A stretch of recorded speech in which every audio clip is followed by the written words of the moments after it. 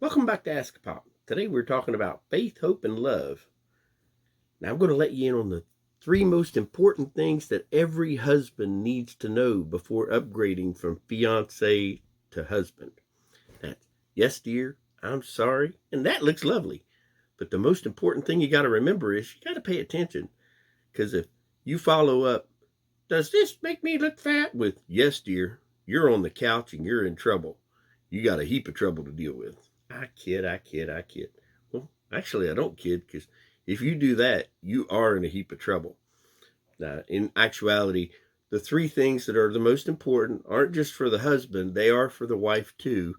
That's faith, hope, and love. With, as our buddy Paul says, the most important of those being love. Now, I'm going to give you a couple examples here.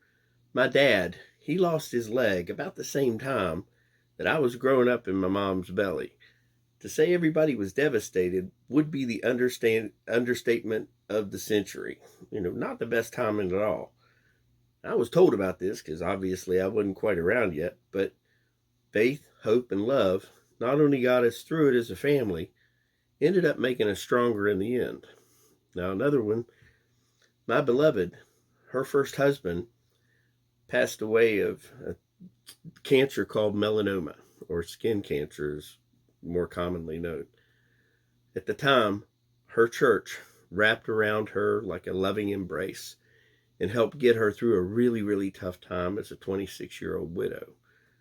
Now, years later, when she was ready to share her life again, she ended up telling this crazy old guy that all the nice things that her church had done and the way to help build her life back together.